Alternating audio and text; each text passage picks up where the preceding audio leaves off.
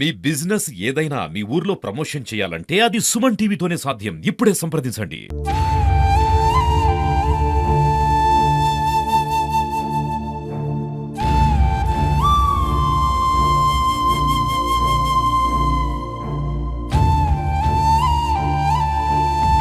నమస్తే, welcome to Suman TV. వారిద్దరూ ప్రేమించి వివాహం చేసుకున్నారు.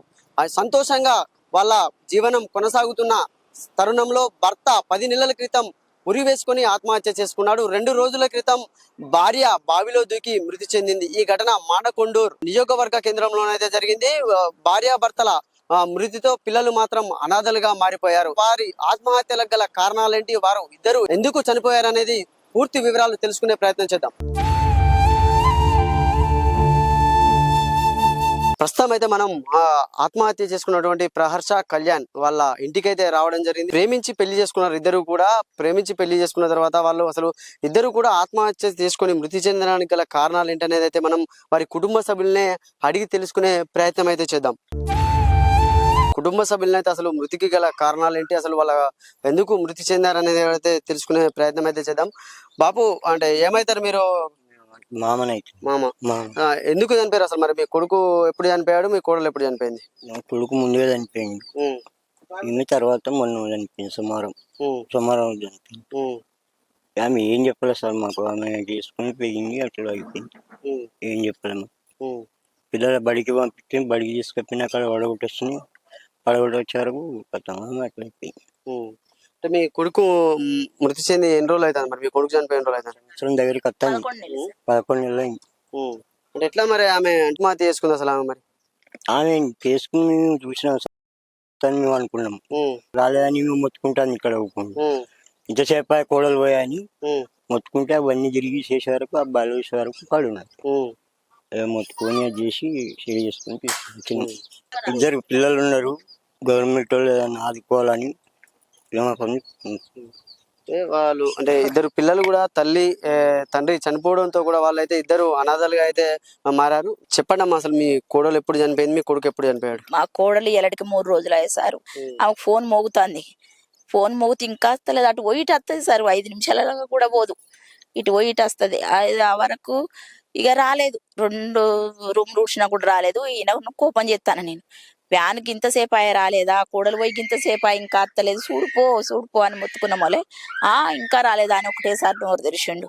నోరు తెరిచి పోయి చూసే వరకు కథం మీద వేలాడింది. అప్పటిదప్పుడే గంట సేపు అట్లనే సార్, గంటనే కథం.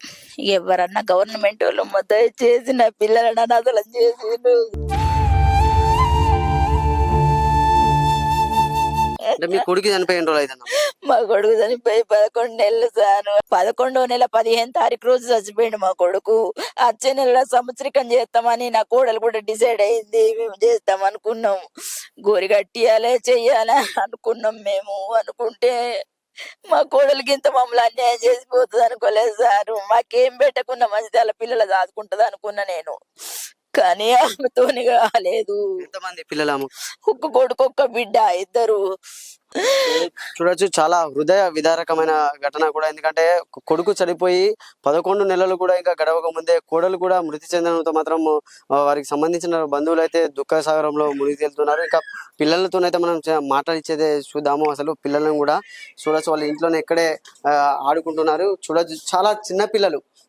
దాదాపుగా ఒక పాపకు ఒక 5 సంవత్సరాలు ఉంటాయి కావచ్చు, బాబుకు ఒక 3 years. అసలు తల్లి చనిపోయిందనే విషయం కూడా పిల్లలకి ఇంకా తెలియదు అసలు. ఎందుకంటే వీళ్ళు అసలు చాలా దారుణమైనటువంటి సంఘటన ఇది. ఎందుకంటే పిల్లలు చాలా చిన్న.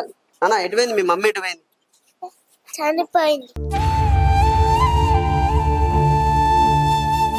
ఎట్లా? బావిలో.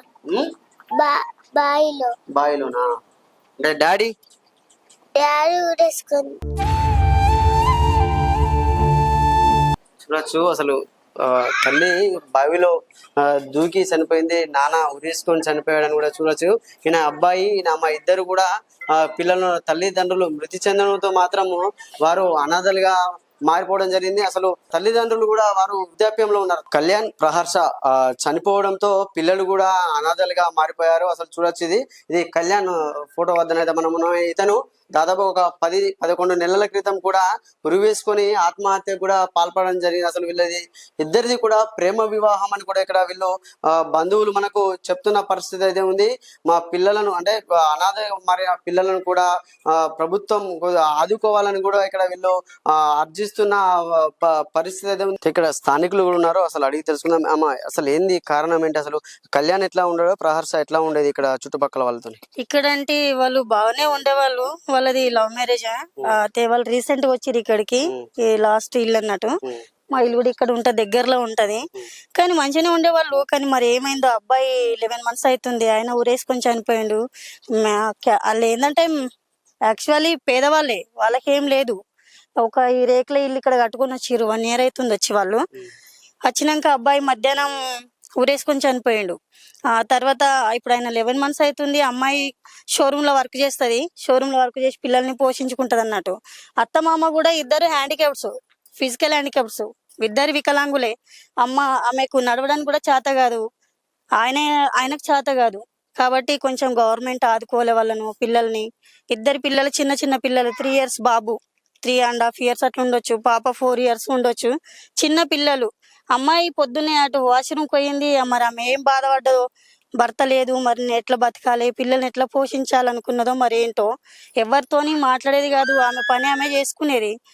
తర్వాత ఆమె మార్నింగ్ లేచి పిల్లలు స్కూల్కి వెళ్ళిపోయారు, ఆమె వాష్రూమ్ అనిపోయి ఆమె ఇక మరి ఆమె మనసుకు బాధ అయిపడ్డదా, మరి జారి పడ్డదా తనకి తెలవాలి, మనకేం తెలియదు. పడ్డదనంగా అందరం వచ్చేసేసరికి ఆల్రెడీ నీళ్ళలో తేలిపోయింది. కాబట్టి కొంచెం దయచేసి గవర్నమెంట్, రేవంత్ రెడ్డి సార్ గారు, అందరు ప్రభుత్వం, ఎవరైతే హెల్ప్ చేసే వాళ్ళు ఉన్నారో మన పిల్లలు అనుకొని దయచేసి వాళ్ళని ఆదుకోండి. గవర్నమెంట్ వేడుకుంటున్నా, ప్లీజ్, దయచేసి రిక్వెస్ట్. చిన్న చిన్న పిల్లలు, మరీ చిన్న పిల్లలు, వాళ్ళని ఎక్కడైనా హాస్టల్ వేద్దామన్నా వాళ్ళు ఉండే పొజిషన్ లేదు. పిల్లలు ఇంకా బాబుకు సరిగా మాటలే రావు, ఏం తెలియదు వాళ్ళకు. ఉత్తుకోవడము, తినడం ఏది తెలియదు. పాపం వాళ్ళిద్దరు హ్యాండిక్యాప్స్ అయి ఉండి పిల్లలకు తినిపించడు అన్ని చేస్తున్నారు. ఆ పిల్లల్ని కొంచెం డబ్బు సాయంగా కానీ, వాళ్ళకు ఒక ఇల్లు కూడా లేదు. ప్రతిదీ గవర్నమెంట్ ఆదుకోవాలని మరి కోరుకుంటున్నా. అంటే అనాథలుగా మారిన పిల్లలను ప్రభుత్వం ఆదుకొని వాళ్ళకు కొద్దిగా సాయం చేయాలని కూడా ఇక్కడ వీళ్ళు కోరుకుంటున్న పరిస్థితి ఉంది. కెమెరామెన్ రమేష్ తో సతీష్, మానకొండూరు.